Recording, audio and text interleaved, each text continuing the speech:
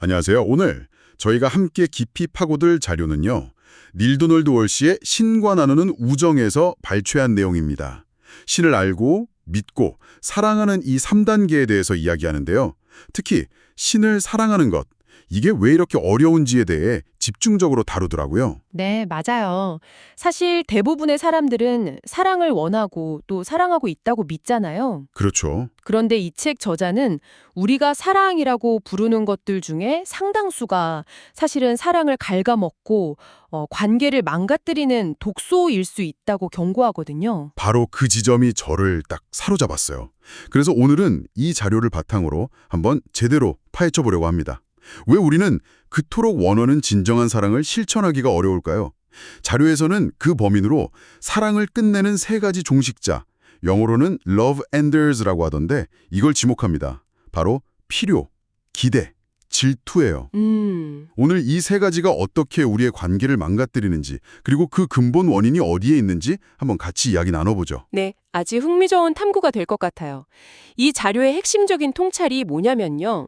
결국 우리가 신에 대해서 어떤 이미지를 갖고 있느냐. 아, 신의 이미지요? 네, 그게 결국 우리 자신과 타인을 사랑하는 방식에 그대로 복제된다는 점이거든요. 아, 만약 우리가 늘 무언가를 요구하고 또 기대하는 그런 신을 믿는다면 우리의 사랑 역시 그런 거래 관계를 벗어나기 어렵다는 거죠. 자, 그럼 첫 번째 사랑의 종식자부터 바로 시작해보죠.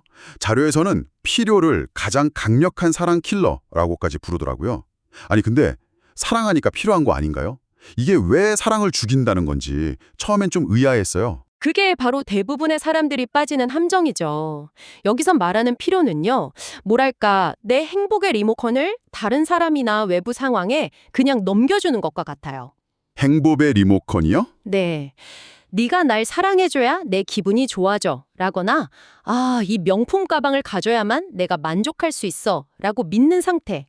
내 행복을 위해서 외부에 무언가가 반드시 있어야만 하는 거예요. 아, 그러니까 내 행복의 주도권이 나한테 없는 상태를 말하는 거군요. 맞습니다. 그걸 얻어내기 위해서 상대방과 일종의 거래를 시작하게 되는 거고요.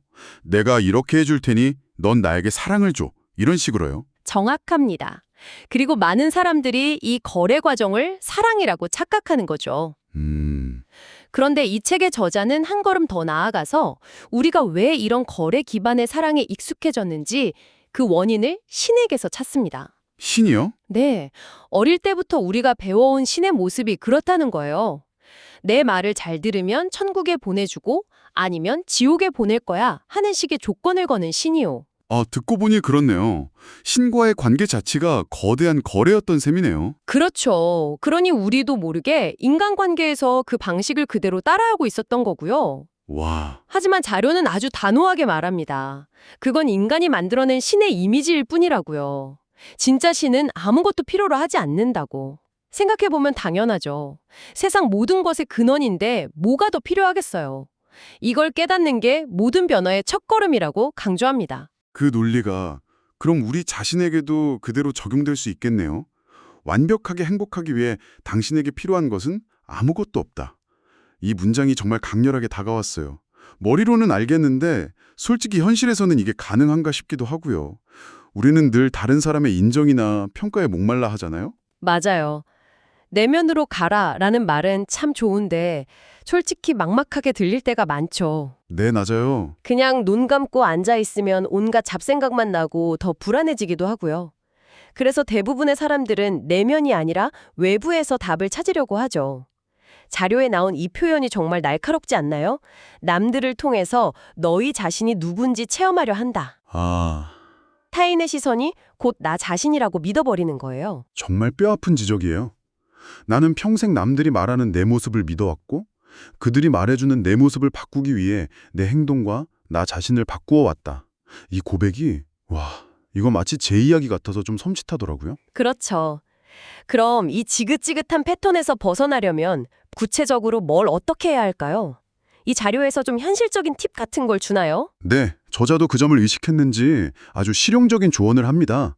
내면으로 가는 길이 꼭 가부좌를 틀고 앉아있는 그런 명상일 필요는 없다는 거예요. 아, 그래요? 네, 물론 고요히 앉아서 자신과 함께 있는 시간을 갖는 건 중요하지만 그 형식에 얽매이는 순간 본질을 놓치게 된다고 지적하죠. 형식이 중요한 게 아니다. 그럼 어떤 방법들이 있을까요? 아주 다양해요. 조용한 숲길을 혼자 걷는 것, 좋아하는 음악을 들으면서 멍하니 있는 것, 심지어 누군가를 위해 봉사하거나 묵묵히 바닥을 닦는 행위까지도 깊은 명상이 될 수 있다고 말합니다. 바닥을 닦는 행위요? 네. 중요한 건 행위 자체가 아니라 그 행위를 통해서 자기 밖에 무언가가 있어야만 행복하다는 생각을 잠시 잊는 거니까요. 온전히 현재에 머무는 그 경험이 중요한 거죠. 아, 그래서 그 승려가 돌바닥을 닦는 예시가 나왔군요. 겉으로 보기엔 고된 노동이지만 그 순간만큼은 외부의 평가나 인정에서 자유로워지고 오직 자기 자신과 마주하게 되는 거네요. 바로 그겁니다. 그게 바로 내면의 완전한 행복을 맛보는 경험이고요. 그리고 이 경험이 진짜 중요한 이유는 내면에서 오는 그 충만함과 희열이 외부의 칭찬이나 자극과는 비교할 수 없을 만큼 강력하다는 걸 깨닫게 해주기 때문이에요. 아, 한번 그 맛을 본 사람은 더 이상 다른 사람에게서 사랑이나 인정을 필요로 하지 않게 되죠. 잃을 게 없다는 확신이 생기니까. 비로소 대가 없이 조건 없이 상대를 사랑할 수 있게 되는 겁니다. 알겠습니다. 내면에서 행복을 찾아서 더 이상 상대에게서 무언가를 필요로 하지 않게 됐다고 한번 가정해보죠. 그럼 이제 완벽한 사랑을 할 수 있을까요? 그런데 거기서 끝이 아닌 것 같아요. 여전히 상대방이 내 생각과 다르게 행동하면 화가 나거든요. 그렇죠. 아니, 사랑하니까 이 정도는 해줄 수 있잖아 하는 마음. 이게 바로 두 번째 장벽인 기대의 문제겠죠. 정확하게 짚으셨네요. 필요라는 큰 산을 넘어도 기대라는 또 다른 산이 기다리고 있죠. 그리고 이 기대가 사랑을 망치는 이유는 사랑의 본질인 자유를 빼앗기 때문이라고 저자는 설명합니다. 자유요? 네. 진정한 사랑은 상대방에게 어떤 모습으로 존재하든 어떤 선택을 하든 완벽한 자유를 주는 것이라고요. 내가 상대에게 줄 수 있는 가장 큰 선물이 바로 그 자유라는 거죠. 이것도 결국 우리가 배워온 신의 이미지랑 연결되는 것 같아요. 신이 우리에게 자유의지를 주었다고는 하는데 실상은 내가 원하는 선택을 할 자유만 준 거잖아요. 맞아요. 엉뚱한 선택을 하면 벌을 내릴 거라고 위협하면서요. 이건 진짜 자유가 아니라 일종의 조건부 자유인 셈이죠? 네, 맞습니다. 결과에 대한 두려움이 있는 한 우리는 결코 자유롭지 않죠. 우리는 이 조건부 자유 모델을 인간관계에 그대로 적용해요. 상대가 내 기대에 맞게 행동하면 상을 주고, 그렇지 않으면 토라지거나 화를 내는 벌을 내리죠. 아, 당근과 채찍이네요. 그렇죠. 이런 당근과 채찍으로 상대를 조종하면서 그걸 사랑이라고 착각하는 겁니다. 하지만 자유가 없는 곳에 진정한 사랑은 존재할 수 없다는 게 이 자료의 핵심 주장입니다. 그렇다면 이 기대를 내려놓으려면 어떻게 해야 할까요? 이것도 결국 내면으로 가라는 그 답으로 돌아가는 건가요? 네, 모든 길이 하나로 통합니다. 상대방이 내 생각대로의 모습일 필요가 없을 때 비로소 기대를 내려놓을 수 있다는 거죠. 그러려면 먼저 나 자신이 내면에서 충만해야 하고, 또 그러려면 필요 없는 신, 즉 무조건적인 사랑의 근원으로서의 신을 제대로 알아야 한다는 그런 논리적 귀결에 이릅니다. 결국 모든 것이 첫 번째 단계, 필요를 없애는 것과 다시 연결되는 구조예요. 잠깐만요. 이 부분에서 정말 굽씹어볼 만한 문장이 나오는데요. 너희는 너희의 사랑을 내게 주는 방식으로만 내 사랑을 받아들일 수 있다. 이게 처음에는 무슨 뜻인가였어요? 아, 이거 이 책 전체를 관통하는 가장 중요한 원리 중 하나라고 생각해요. 네. 쉽게 말해서 내가 세상을 보는 방식이 곧 내가 세상을 경험하는 방식이 된다는 뜻입니다. 만약 제가 의심과 조건을 가득 담아서 신을 사랑한다면 신이 아무리 순수하고 무조건적인 사랑을 제게 보내도 저는 그걸 의심과 조건의 필터로밖에 받아들이지 못한다는 거예요. 분명 무슨 꿍꿍이가 있을 거야 하면서요. 바로 그거죠. 와, 이거 정말 무서운 말이네요. 그럼 제가 연인에게 네가 내 기대에 맞춰줘야만 널 사랑해 라는 조건부 사랑을 준다면 네. 그 사람이 저에게 아무리 순수한 사랑을 표현해도 제 필터를 거치면서 이것도 나한테 뭔가를 바라는 거겠지? 라고 왜곡해서 받아들일 수밖에 없다는 거잖아요. 바로 그겁니다. 내가 주지 않는 것은 나 또한 결코 받을 수 없는 거죠.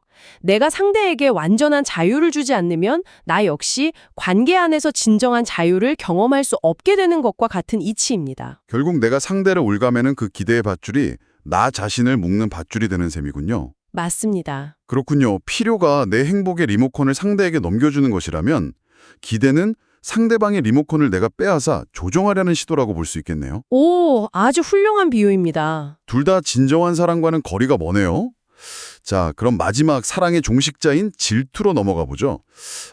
필요가 내가 원하는 걸 잃을까 봐 두려워하는 감정이고 기대는 상대가 내 뜻대로 움직이지 않을 때 느끼는 분노라면 질투는 이 두 가지가 합쳐져서 폭발하는 감정이라고 볼 수 있을까요? 정확합니다. 그래서 이 자료에서도 질투는 앞선 두 가지를 이해했다면 당연히 따라오는 결론처럼 다뤄져요. 우리가 질투를 느끼는 이유는 내 행복이 상대방에게 달려있다고 믿고 네. 그리고 그 상대방이 내 통제 하에 있어야 한다고 생각하기 기대 때문이죠. 이 두 가지가 흔들릴 때 질투라는 감정이 폭발하는 겁니다. 흔히 질투의 화신 같은 말을 쓰면서 신도 질투한다고 생각하는데 이 책에서는 그 순서가 반대라고 말하더군요. 네, 그 부분이 아주 흥미로운 역발상이죠. 신이 질투가 많다고 배워서 우리가 질투하는 게 아니라 네. 애초에 우리 안에 있던 질투라는 감정을 우리가 믿는 신에게 투영해서 질투하는 신의 이미지를 만들어냈다는 겁니다. 결국 우리가 경험하는 신의 모습은 우리 내면의 거울이라는 거죠. 결국 필요, 기대, 질투는 각각 다른 문제가 아니라 내 안의 행복을 믿지 못하고 외부에서 답을 찾으려는 마음, 이 하나의 뿌리에서 나온 서로 다른 가지들이었네요. 맞습니다. 그래서 해결책도 결국 하나로 귀결될 수밖에 없는 거고요. 외부가 아닌 내면으로 향하는 것. 오늘 우리는 사랑을 가로막는 세 가지 장애물, 필요, 기대, 질투에 대해 정말 깊이 있게 파헤쳐봤습니다. 이 모든 감정들이 결국 신에 대한 그리고 우리 자신에 대한 오해에서 비롯된다는 점이 정말 인상적이었습니다. 그렇죠. 진정한 사랑과 행복은 바깥 세상에서 무언가를 더 얻어내려는 그런 덧셈의 게임이 아니라 이미 내 안에 모든 것이 갖추어져 있음을 깨닫고 불필요한 것들을 덜어내는 뺄셈의 게임이라는 그런 강력한 메시지를 얻을 수 있었습니다. 네. 필요가 없을 때, 기대가 없을 때, 질투가 없을 때 비로소 우리는 상대를 자유롭게 하고 진정으로 사랑할 수 있게 된다는 것이죠. 마지막으로 오늘 나눈 내용과 관련해서 생각해 볼 만한 구절을 하나 던지면서 마무리하고 싶습니다. 이 자료에 이런 말이 나와요. 참된 선각자는 가장 많은 제자를 거느린 사람이 아니라 가장 많은 선각자를 창조하는 사람이다. 의미심장한 말이네요. 이 말을 오늘 나눈 내용에 비추어 한번 생각해 보면 어떨까요? 당신은 주변 사람들과의 관계에서 나를 인정해주고 내 필요를 채워줄 제자를 찾고 있나요? 아니면 상대방이 스스로 완전한 선각자가 되도록, 즉 그들 본연의 자유로운 모습을 온전히 펼칠 수 있도록 돕고 있나요? 이 질문을 마음에 품고 오늘 당신의 관계들을 돌아보는 것도 의미 있는 시간이 될 것 같습니다.